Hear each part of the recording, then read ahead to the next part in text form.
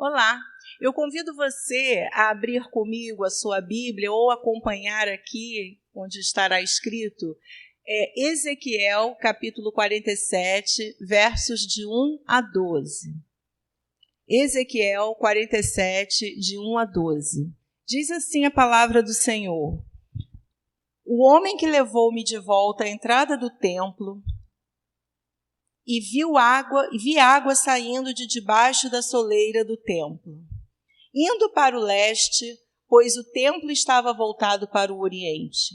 A água descia debaixo do lado sul do templo, ao sul do altar. Ele então me levou para fora, pela porta norte, conduziu-me pelo lado de fora até a porta externa que dá para o leste, e a água fluía do lado sul. O homem foi para o lado leste com uma linha de medir na mão, e enquanto ia, mediu 500 metros, e levou-me pela água que batia no tornozelo. Ele mediu mais 500 metros e levou-me pela água que chegava ao joelho. Mediu mais 500 e levou-me pela água que batia na cintura.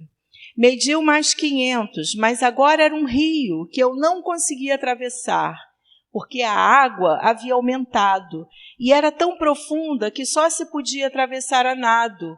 Era um rio que não se podia atravessar andando. Ele me perguntou: Filho do homem, você vê isso?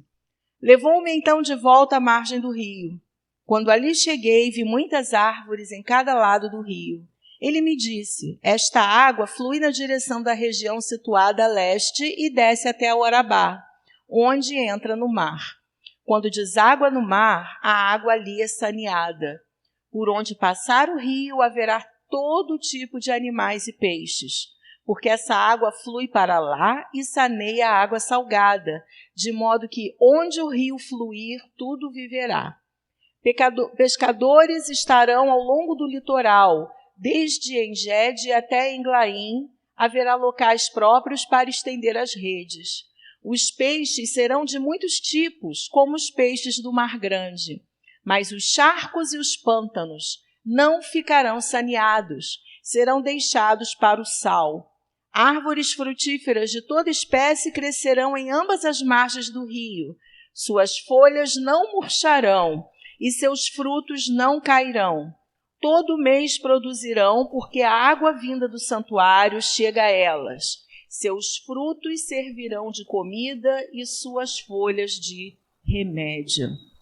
Essa palavra está contextualizada no momento em que o profeta Ezequiel tinha uma visão do Senhor. E o Espírito Santo conduziu ele por diversos lugares, momentos durante essa visão. E aqui no capítulo 47, ele tem a visão do templo. Águas que saíam do templo formavam um rio, e esse rio ele ia também para o Mar Morto. E onde esse rio passava, inclusive no Mar Morto, ele levava vida. E a partir dessa visão de Ezequiel, nós vamos ter uma interpretação no sentido neotestamentário, porque nós precisamos entender que o Velho Testamento ele está aqui para o nosso ensinamento. Mas a chave para compreendermos é Jesus, é o Evangelho. Então, nós precisamos estar muito atentos àquilo que o Senhor nos ensina hoje, Igreja dos nossos dias, a partir de Cristo. Então, a primeira coisa que nós vemos é que há um templo, e desse templo há uma nascente desse rio. Esse rio é a representação do Espírito Santo. E o templo, ele se refere a nós, que somos templo do Espírito Santo. Então, eu gostaria que você lesse comigo alguns textos no Novo Testamento. Nós vamos ver primeiramente a primeira carta aos Coríntios, capítulo 3, verso 16. Diz assim a palavra do Senhor: Vocês não sabem que são santuário de Deus e que o Espírito de Deus habita em vocês? Então, o apóstolo Paulo ele está aqui falando pelo Espírito Santo que nós somos santuário de Deus. Hoje, o Espírito Santo habita dentro dos nossos corações, de todo aquele que entregou sua vida a Jesus e anda em novidade de vida. O Espírito Santo habita em nós. Nesse texto de Ezequiel, ele tem a visão do templo. Eles tinham a dimensão do templo como uma construção. Mas, a partir de Jesus, nós sabemos, com a morte e ressurreição de Jesus, que nós nos tornamos templo de Deus. E que o Espírito Santo, ao descer à terra, ele veio habitar no coração dos discípulos. Então, João 7, de 37 a 39, nós vemos o próprio Senhor Jesus falando sobre isso. Então, acompanhem comigo agora, João, capítulo 7, de 37 a 39. Amém? Diz assim a palavra: no último e mais importante dia da festa, Jesus levantou-se e disse em alta voz: se alguém tem sede, venha a mim e beba. Quem crer em mim, como diz a Escritura, do seu interior fluirão rios de água viva.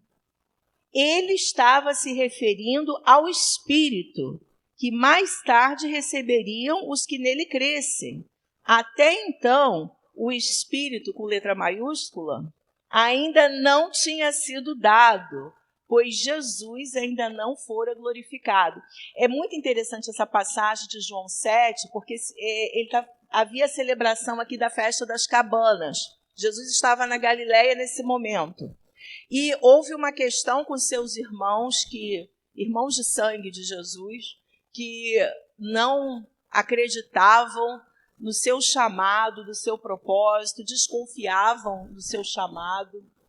E ele decide ir a essa festa, depois que os irmãos vão, está escrito no texto, escondido, para saber o que as pessoas falavam a seu respeito. E alguns falavam que ele poderia ser um profeta, que ele poderia ser um bom homem. E diz o texto em João 7, no verso 14, quando a festa estava na metade, Jesus subiu ao templo e começou a ensinar. Então, no início, ele foi escondido. E quando ela estava na metade, ele foi para o templo e se revelou e ensinou. E diz esse texto que, no último e mais importante dia da festa, Jesus levantou-se e disse em alta voz. Ele deixa para falar no dia mais importante da festa aquilo que é mais importante para nós hoje. Ou seja, que o Espírito Santo estaria habitando dentro de nós e que ele fluiria como rios de água viva. Jesus deixa essa revelação a mais importante para falar no momento mais importante dessa festa. Não é à toa, a própria palavra fala isso. E ele diz que ele se referia ao Espírito Santo, que mais tarde receberiam os que nele crescem. Isso é muito importante nós entendermos. Nós nos tornamos a habitação do Espírito Santo quando nós entregamos nossa vida a Jesus, quando nós cremos nele. E crer é uma ação, crer é andar com Jesus. Crer não é apenas acreditar que ele veio, que ele fez grandes sinais, ou até que ele realmente é Deus, reconhecer a divindade de Cristo, mas é andar com ele, é se submeter a ele. Então, ainda em João 4, eu não vou ler agora, naquela conversa com a samaritana, quando Jesus diz que se ela lhe pedisse, ele daria água viva. E quem bebesse daquela água, que era o poço de Jacó ali, representado pela humanidade, aquilo que a humanidade pode nos dar, teria sede. porque nós não somos saciados da nossa crise existencial, nas nossas batalhas existenciais, por aquilo que o homem faz por si só, pela força do nosso braço. Nós precisamos da água viva. E Jesus fala para aquela mulher: você teria me pedido e eu teria lhe dado essa água viva. E essa água viva seria em você uma fonte a jorrar para a vida eterna. Então, esse primeiro ponto, quando Ezequiel olha aquele templo, o Espírito Santo já estava mostrando aquilo que aconteceria no futuro. Esse templo representa a todos nós que temos o Espírito Santo fluindo através de nós. O segundo arco ou dimensão que nós vemos nessa passagem é a dimensão do profeta, com aquele homem que o guiava, entrando no rio. E isso fala sobre intenção e intencionalidade no relacionamento com o Espírito Santo. Nós imaginamos que esse rio é o Espírito Santo. E esse rio de Deus está à nossa disposição, mas nós precisamos nos relacionar com ele. À medida que aquele homem, que o profeta, se deixava ser guiado pelo rio, primeiro pelo homem e depois pelo rio, ele vai decidindo ir mais fundo. Primeiro ele anda 500 metros, que a Bíblia fala sobre 1000 côvados, essa na NVI está em metragem, e a água está no tornozelo. Depois ele anda mais 500 metros, a água está no joelho, depois a água está na cintura. Então ele vai avançando, mas há aqui uma intencionalidade dele de entrar naquele rio. E a primeira coisa que eu quero falar nesse tópico é que nós precisamos ser intencionais em nosso relacionamento com o Espírito Santo.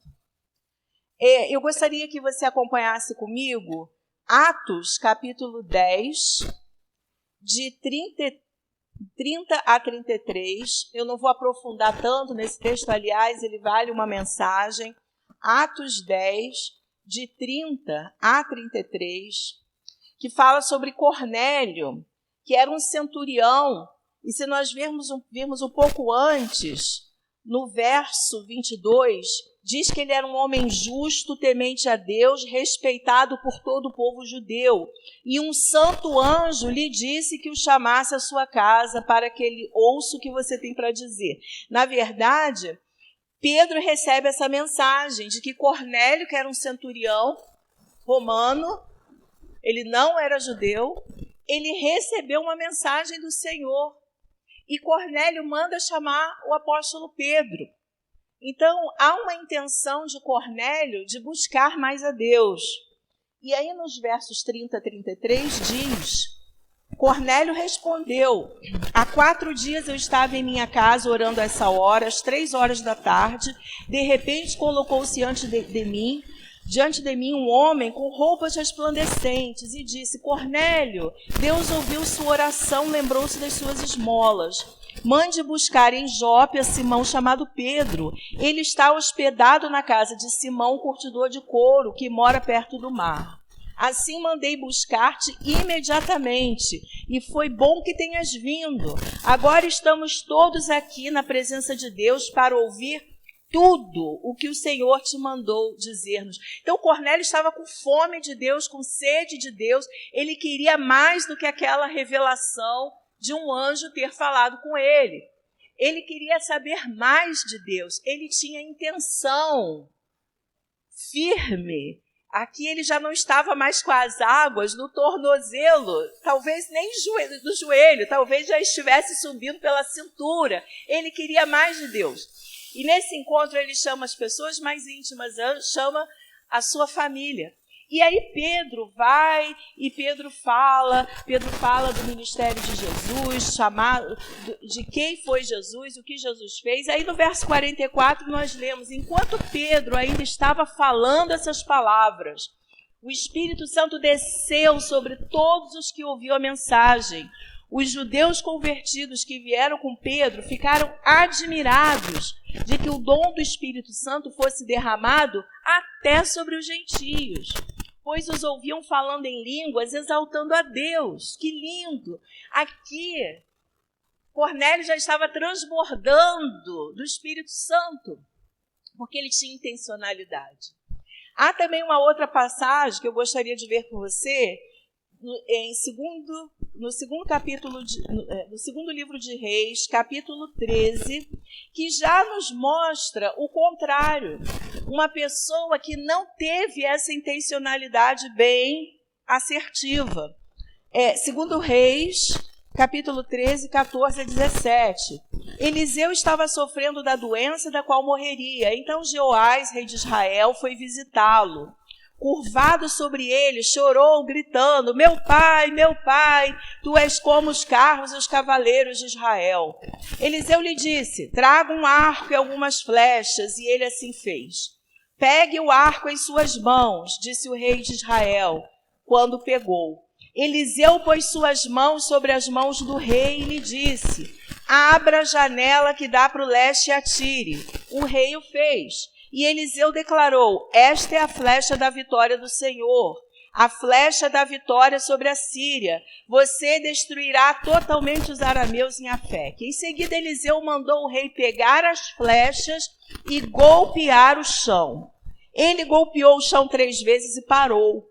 O homem de Deus ficou irado com ele e disse: você deveria ter golpeado o chão 5 ou 6 vezes. Assim iria derrotar a Síria e a destruiria completamente. Mas agora você a vencerá somente 3 vezes. Quem determinou aquele limite? Imagina a cena, tal profeta com a mão sobre a mão do rei, ele com um arco. E ele atirou. Quem atirou foi o profeta? Foi Deus? Não, foi o rei. Mas quando o profeta larga a mão dele e fala: agora você atira no chão, ele só fez isso poucas vezes. 3 vezes. Quando ele deveria ter tido mais gana ainda para fazer. Então, às vezes, nós reclamamos: mas por que eu não sinto o Espírito Santo? Por que eu não tenho mais comunhão com Deus? Por que eu sinto que eu não fluo mais em Deus? Nós precisamos saber se a nossa intencionalidade está clara, está bem focada. O que você quer de Deus? O que você quer do Espírito Santo? Qual é o nível de relacionamento que você deseja com ele? Jesus falou que algumas pessoas dariam 30, 60, 100 por um. Não é porque Deus esteja limitado em nós, mas é porque nós limitamos o poder, o fluir de Deus em nós e através de nós. E é isso que esse texto nos ensina. Em Isaías 47, que nós precisamos ter intencionalidade. A segunda coisa que nós vemos é que não há limites. Nós somos chamados às águas profundas. O chamado de Deus é para todos, e nesse ponto Jesus é altamente democrático. Vinde a mim, todos os que estão cansados, sobrecarregados, eu os aliviarei. Vinde, comprai, bebei. Então, ele sempre fala: buscar-me-eis e me achareis quando me buscardes de todo o coração. É para todos. Foi para Cornélio, um romano, mas era também para Pedro, que era um apóstolo. E Cornélio, ele venceu todas as barreiras culturais, sociais, religiosas, e ele foi fundo em Deus. Ele queria águas profundas. Mas Jeoás, que era rei de Israel, já não era tão profundo assim. Então, quem faz essa distinção é Deus? Não. Nós determinamos o limite. Isaías 54, 2 e 3, uma passagem muito bem conhecida. Eu gostaria que você lesse comigo Isaías, até louvores em cima desse texto. Isaías 54, 2 e 3. Diz assim a palavra do Senhor: alargue o lugar da sua tenda, estenda bem as cortinas da sua tenda, não o impeça. Estique suas cordas, firme suas estacas, pois você se estenderá para a direita e para a esquerda. A gente até canta, né? Para a direita, para a esquerda. Mas quem é que impede o nosso crescimento? Somos nós. Porque o Senhor fala, não impeças, não pare.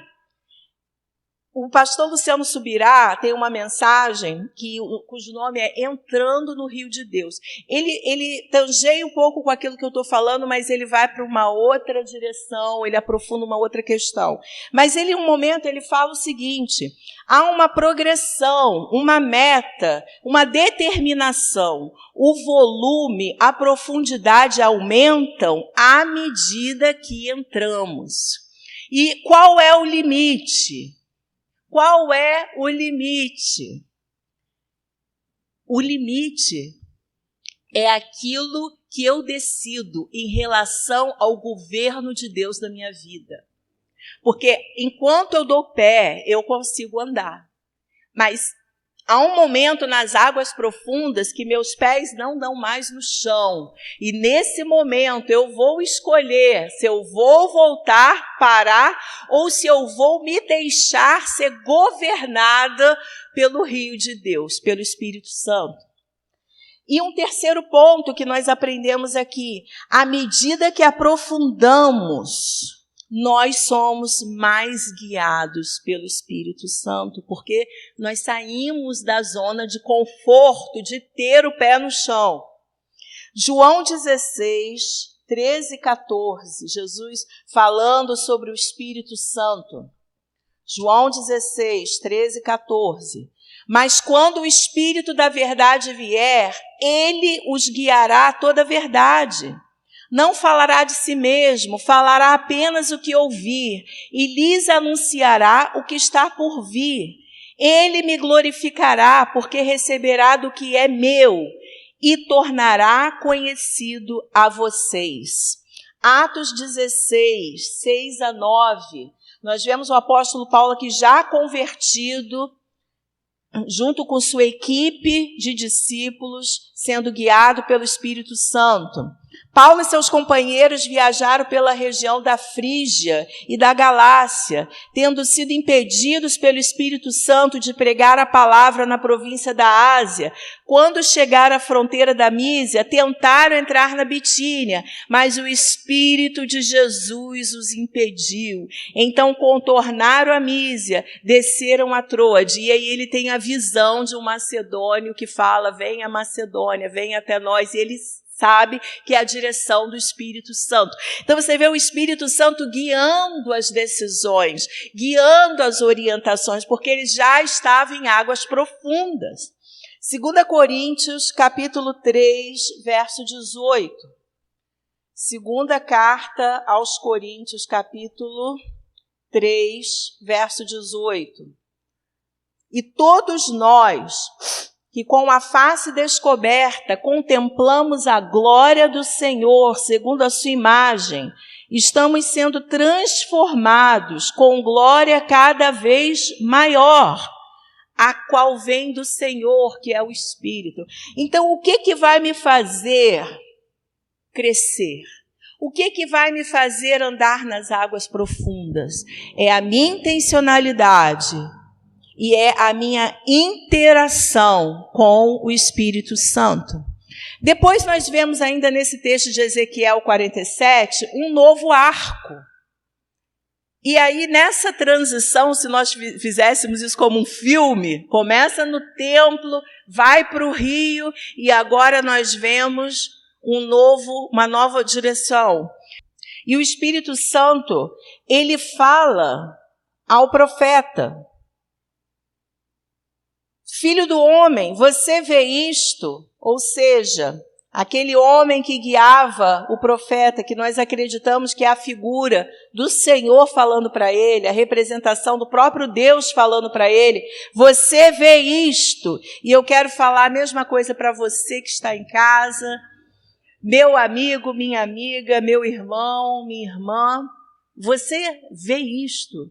O quê? O que há para ser visto? E aí nós vemos no verso 6 a 12, esse rio passando por regiões que eram regiões não saudáveis, tornando, transformando esses lugares. A primeira coisa que nós vemos que é um rio que traz vida. O Espírito Santo, ele traz vida aos nossos corações. Efésios 2, verso 1, diz assim, Efésios 2, 1, vocês estavam mortos em suas transgressões e pecados. Agora, versos 4 a 6. Todavia, Deus, que é rico em misericórdia, pelo grande amor com que nos amou, deu-nos vida com Cristo, quando ainda estávamos mortos em transgressões. Pela graça, vocês são salvos. Deus nos ressuscitou com Cristo, com Ele nos fez assentar nos lugares celestiais em Cristo. E aquele homem pergunta para o profeta, você vê isso? E eu pergunto para você, você está vendo isso na sua vida? Você consegue ver esse rio de Deus, o Espírito Santo trazendo vida a você? E nós vamos ver o que mais esse texto fala sobre isso. Aonde, voltando para Ezequiel, eu quero aprofundar bem esse texto de Ezequiel.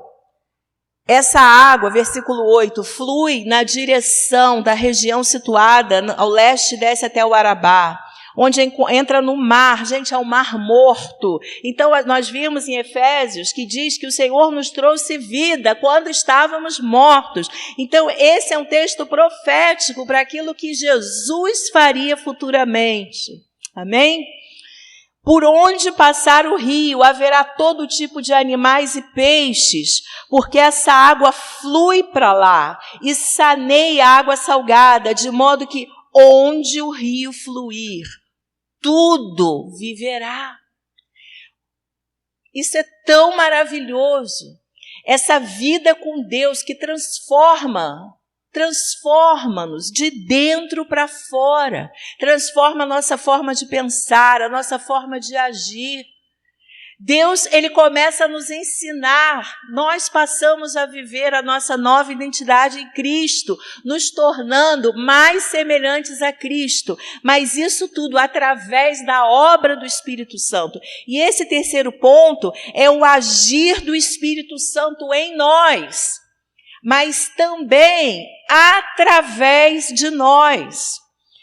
Diz aqui, continuando, no verso 10, pescadores estarão ao longo do litoral, desde Engede até o Englaim, haverá locais próprios para estender as redes. Os peixes serão de muitos tipos, como os peixes do mar grande. Aqui fala de prosperidade, aqui fala de bênção, aqui fala de testemunho. E essa palavra do profeta continua ecoando, dada ao profeta, você vê isto? Você está vendo isso na sua vida? Como você está hoje, após a sua entrega a Jesus? Quantos côvados você já andou nessa caminhada? E você que nunca experimentou isso, talvez as águas não estejam nem no tornozelo, talvez você esteja na beirada desse rio, olhando para ele, e eu estou falando para você, entra. Tenha essa experiência com Deus, você nunca mais será o mesmo. E entregue-se a Ele. Ande pelas águas, acredite que a sua experiência com Deus ela seja crescente. Mas algo me chamou muito a atenção nesse texto. Lá no verso 11, é interessante que ele está bem no meio do texto. Ele poderia estar no final, mas ele vem no meio e tem um sentido para isso.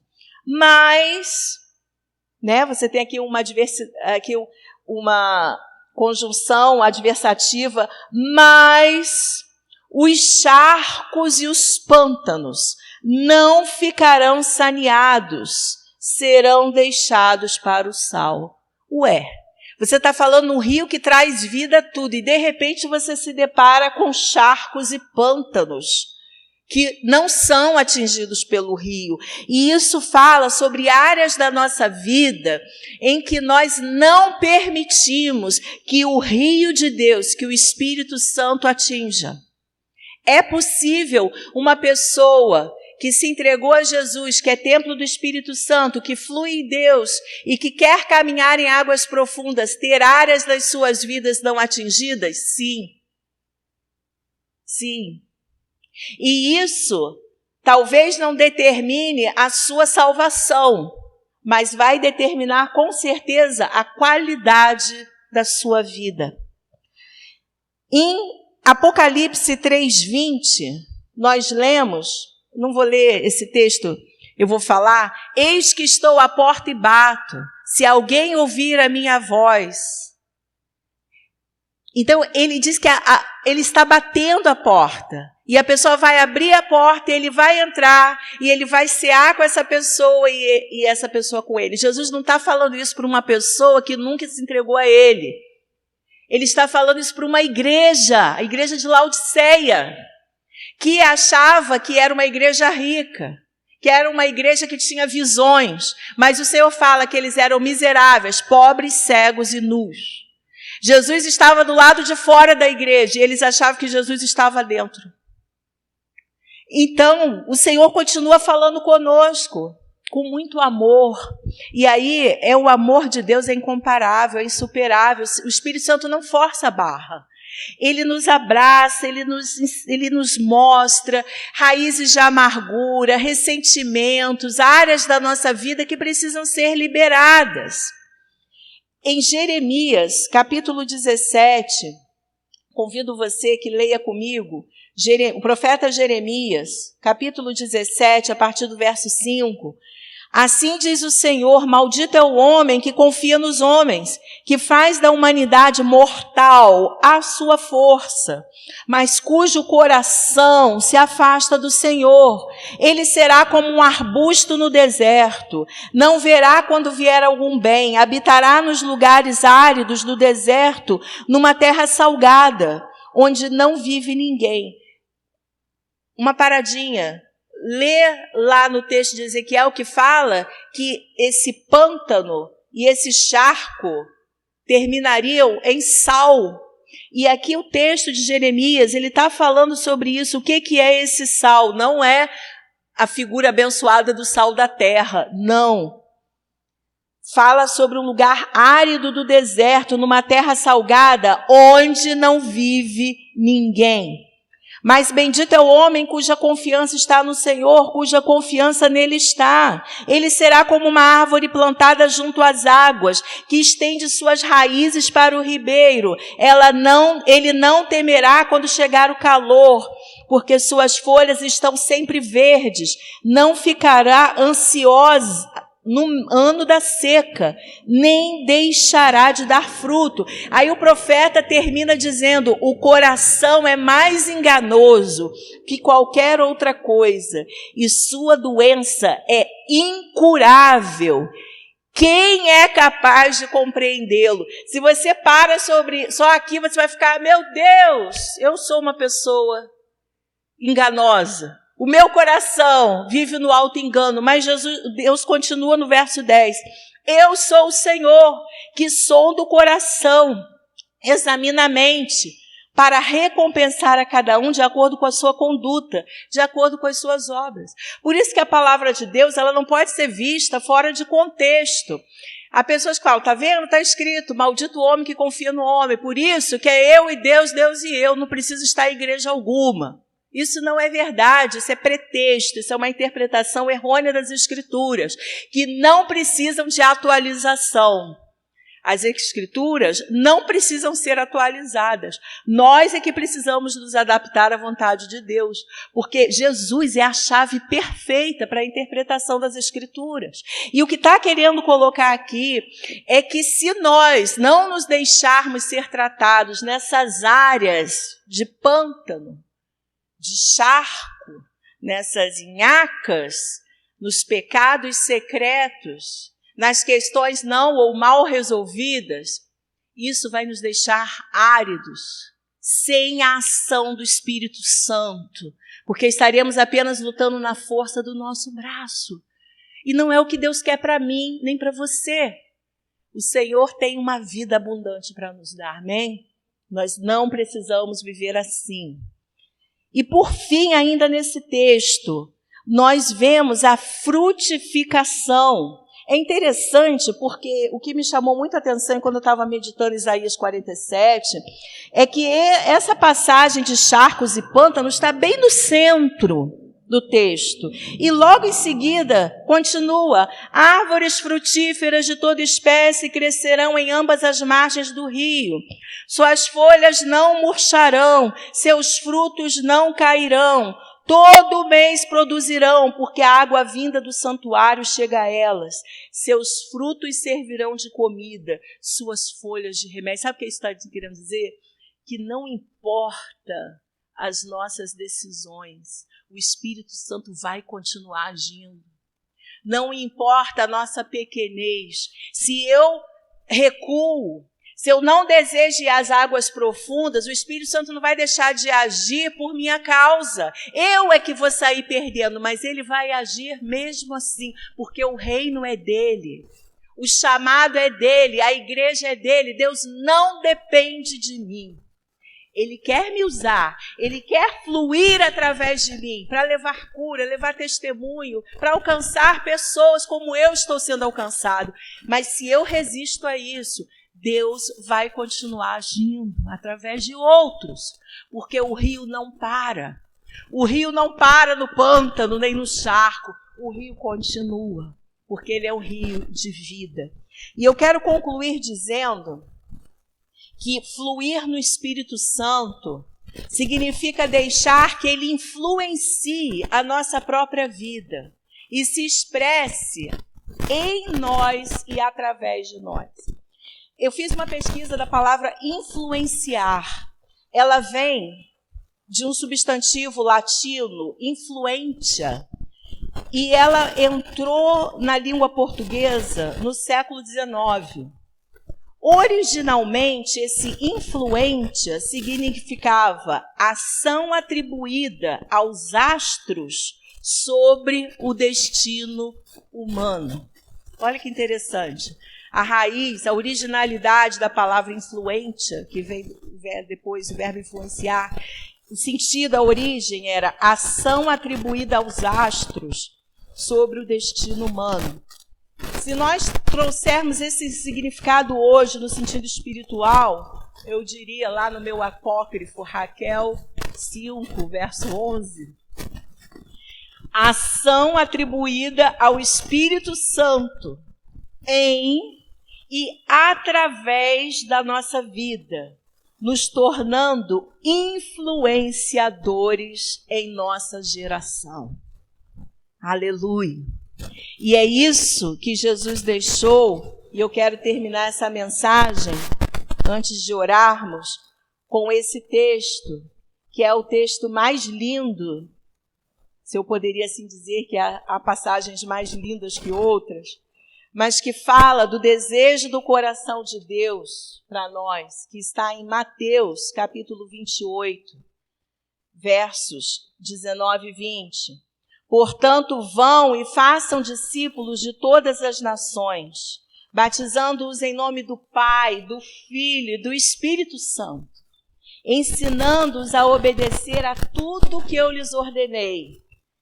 E eu estarei sempre com vocês, até o fim dos tempos. Aleluias por isso. Que lindo. Obrigada, Senhor. E eu quero fazer uma oração um pouco diferente. Existe uma música que eu vou ler e essa letra será a nossa oração. Gostaria que você recebesse como a nossa oração no final dessa mensagem. Rio de Deus, flua pelas ruas. Rio de Deus, flua através de mim, trazendo justiça, paz, alegria, manifestando graça e misericórdia. Rio de Deus, suba pelos morros. Rio de Deus, brote dos desertos, trazendo justiça, paz, alegria, manifestando graça e misericórdia. Pai de amor, Tu és bem-vindo neste lugar. Doce Jesus, Tu és bem-vindo neste lugar. Espírito Santo, Tu és bem-vindo neste lugar. Flua em mim, Tu és bem-vindo neste lugar. Rio de Deus, entre pelas grades, pelos charcos, pelos pântanos. Rio de Deus, rompa as prisões. Você que se sente preso, aprisionado, limitado, que você seja liberto pelo Rio de Deus, trazendo justiça, paz, alegria, manifestando graça, misericórdia. Rio de Deus, cure os enfermos, aqueles que têm uma enfermidade, que estão em seus lares agora, onde estiverem, agora ou futuramente, que recebam a manifestação da cura do Senhor. Rio de Deus, inunda as nações, traga cura às nações, Senhor, traga solução nesse momento de crise e caos que estamos vivendo, trazendo justiça, paz, alegria, manifestando às nações graça e misericórdia. Pai de amor, Tu és bem-vindo neste lugar, na minha vida, que sou o templo do Espírito Santo. Pai de amor, doce Jesus, Tu és bem-vindo nesse lugar. Espírito Santo, Tu és bem-vindo nesse lugar, flua em mim e através de mim. Tu és bem-vindo neste lugar. Deixa fluir o Rio de Deus. Eu falo a minha alma, deixa fluir o Rio de Deus. Eu falo ao meu próprio coração, deixa fluir o Rio de Deus. Aquele que crê em mim, do seu interior fluirão rios. E aquele que tem sede, venha e beba da água da vida. Amém. Amém? Eu espero que você tenha sido edificado, assim como eu fui muito edificada nessa mensagem. Que o Senhor abençoe você. Se você quiser entrar em contato conosco, saber mais sobre essa vida com Deus, nós somos da Paz Church. Você pode entrar em contato, falando, dando uma mensagem, um recado para nós. Nós estaremos muito felizes em orar e conhecer você melhor.